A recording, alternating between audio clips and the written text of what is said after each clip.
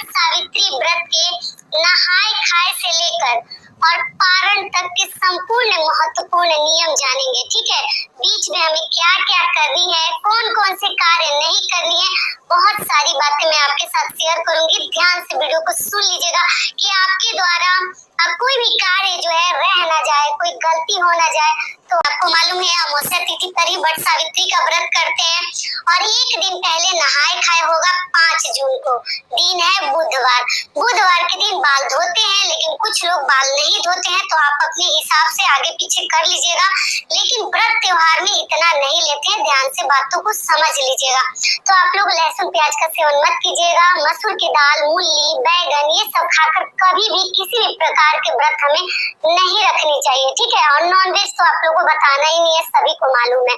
तो ये सब चीजें हम नहीं खाएंगे उस दिन। जो भी दाल चावल सब्जी रोटी जो भी आप लोग खाते हैं, केवल लहसुन प्याज बचाइएगा।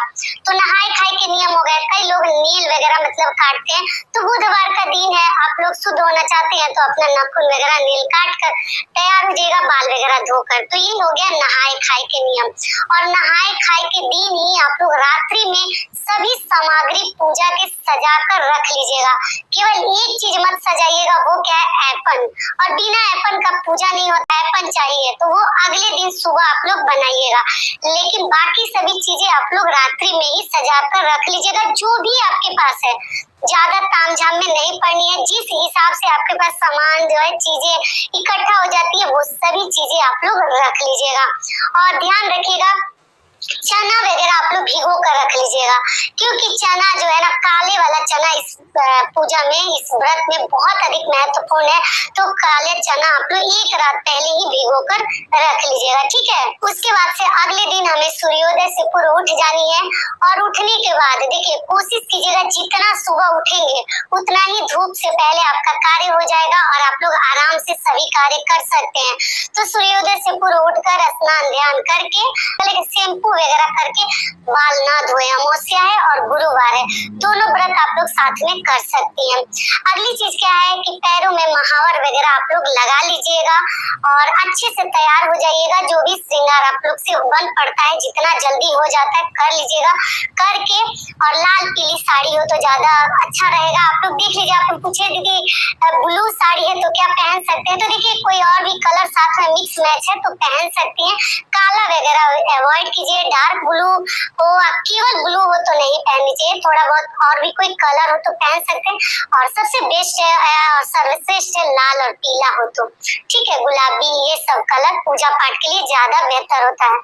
तो वो सब पहनकर आपको तैयार हो जानी है। उसके बाद से अपने मांग टीका, शादी का है तो अति उत्तम, अगर पास में नहीं है तो कोई भी मांग टीका आप लोग उस दिन जरूर पहन लीजिएगा। टीका पहनकर ये पूजा किया जाता है, क्योंकि सुहाग का सबसे बड़ा निशानी है टीका और मंगलसूत्र। आप लोग को मालूम ही है, तो मंगलसूत्र अगर आपके पास है तो जरूर पहन लीजिएगा। और टीका और शादी का अगर चुनरी है तो ले लीजिएगा, नहीं है तो लाल या पीला दुपट्टा मतलब सिर पे रखने के लिए चुनरी टाइप का ले लीजिएगा। वो भी नहीं है तो ठीक है, साड़ी ही ओढ़कर आप लोग कर लीजिएगा। और सिंदूरा पास में सिंदूरा है तो उसी से सिंदूर लगा कर जाइएगा, लेकिन हमारे तरफ सिंदूरा लेकर जाते हैं वट वृक्ष के पास। आप अपने घर का नियम देख लीजिएगा कि आप लोग कैसे करती हैं।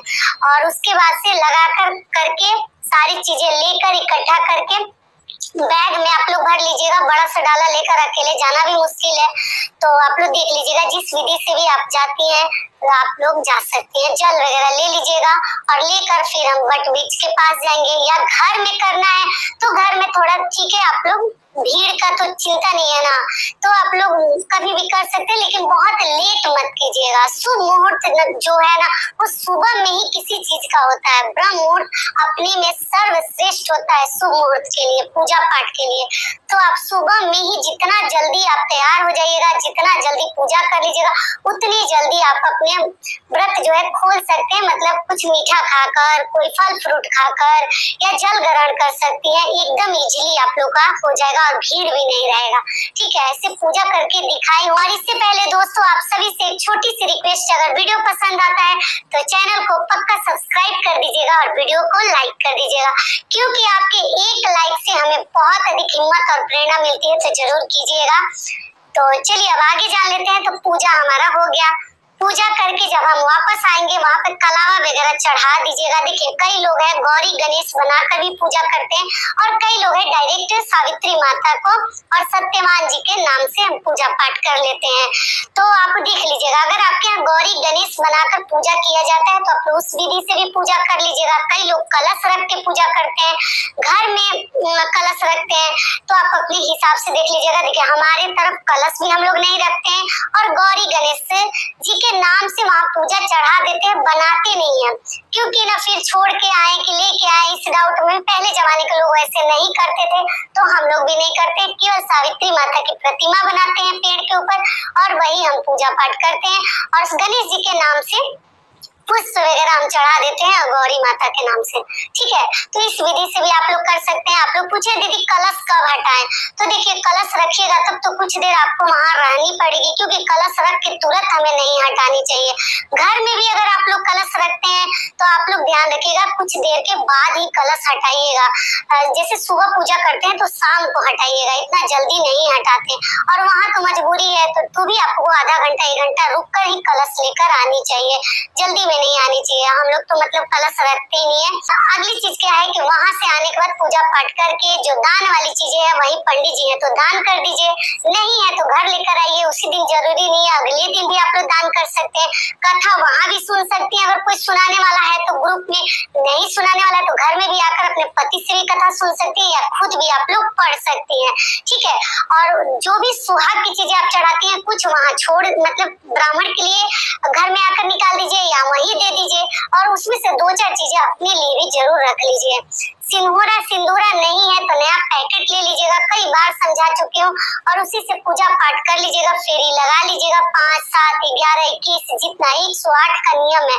धागा से जरूरी नहीं है, धागा से जितना बन पड़ता है उतना ही कीजिए, बाकी आप ऐसे चल चल के भी लगा सकती हैं और पूजा पाठ करके। और गर्भवती महिलाएं फेरी नहीं लगाएंगी, बाकी पूजा पाठ कर सकती है। मासिक धर्म वाली पूजा पाठ भी नहीं करेंगी, घर में श्रृंगार वगैरह आप लोग कर सकती हैं और थोड़ा बहुत कर लीजिएगा और बाकी सब चीजें आप किसी से चढ़वा दीजिए। व्रत आप जिस प्रकार से भी रखती हैं रख लीजिएगा। क्लियर हो गया। और वहां से जब आप वापस आती हैं तो घर में अगर पति है तो पति पूजन कर लीजिए। सब कुछ बता चुकी हूँ, फिर बताऊंगी, वीडियो ज्यादा बड़ा हो जाएगा। और पति को कलावा वगैरह बांध दीजिए, पंखा वगैरह झेल दीजिए। कई लोगों के यहाँ 2 पंखा चढ़ता है, जैसे हमारे यहाँ 2 चढ़ता है, आपके यहाँ कई लोग के यहाँ 1 भी कुछ लोगों का मैं देखती हूँ 1 चढ़ाते हैं, तो वही पति को लाकर झेलते हैं। और हमारे यहाँ 1 दान करते हैं और 1 जो है खुद के लिए रखते हैं, पति को झेलते हैं। तो ये सब कार्य में करना है। जिनके दूर है उनके लिए सब कुछ समझा चुकी हूँ, आएंगे तब पूजा पाठ कीजिएगा। और आप लोग पति घर में है तो करके जल ग्रहण कीजिए, या शाम को आएंगे तो भी आप लोग पूजा पाठ करके अपना जल ग्रहण कर सकती है। फल फलहार मीठा भोजन जिस प्रकार से भी, जिस विधि से आप लोग व्रत रखती है उस प्रकार से अपना व्रत आप लोग खोल सकती हैं। पारण का आप लोग पूछे हैं तो देखिए इसमें पारण का कुछ नियम नहीं है। पूजा पाठ करके आके पति है तो पूजन करके और फिर हम जो है पारण कर लेते हैं। मतलब नमक नहीं खाते हैं, मीठा जो भी पानी मतलब जल और मीठी चीजें फलहार। और जो लोग फलहार पे हैं, कई लोग तो दाल चावल आके सब्जी वगैरह खा लेते हैं शुद्ध सात्विक बिना लहसुन प्याज वाला, और कुछ लोग जो है अगले दिन पारण करते हैं। तो अगले दिन आप जो है फलहार पे अगर किए तो आप 8 बजे से पहले पारण अपना कर लीजिएगा। ठीक है, तो कई लोग हैं जो निर्जला ये व्रत रखते हैं, वो तो और भी कठिन है। तो निर्जला वाले भी अगले दिन ही व्रत खोलते हैं पूजा पाठ करके। और दातुन आप लोग इस्तेमाल कीजिएगा, बिना दातुन मतलब उल्टा सीधा ब्रश जो डेली इस्तेमाल करते हैं, जूठा लहसुन प्याज वाला नॉनवेज वाला, वो सब ब्रश आपको नहीं इस्तेमाल करनी है। आप दातुन ले लीजिएगा या new brush, new tongue cleaner. हर व्रत में ये चीज मैं आपको याद दिलाती हूँ, आप लोग ध्यान रखिएगा। अगली गलती मत कीजिएगा कि रुई की बाती अमावस्या के दिन नहीं जलाते हैं। आप लोग धागे की बाती कच्चा सूत का भी बना सकते हैं, या आपका अलावा कॉटन वाला जो आता है उसका भी बना सकते हैं, लेकिन रुई नहीं जलाते हैं। रुई के गद्दे पे भी लोग नहीं सोते हैं, तो आप इतना मत बचाइएगा। अगर बचता है तो बचाइएगा, नहीं बचता है तो कोई उतना ये नहीं, लेकिन बाती मत जलाइएगा ये रुई का। ठीक है, सारी बातें आशा करती हूँ अभी आप लोगों के समझ में आ रही होगी। और अगला कार्य अपन उस दिन आपको जरूर करनी है। आप लोग पूछे कि दीदी अलग अलग दान करेंगे जैसे, तो नहीं, देखिए समझा चुके फिर भी एक बार डिटेल में बता दे रही हूँ।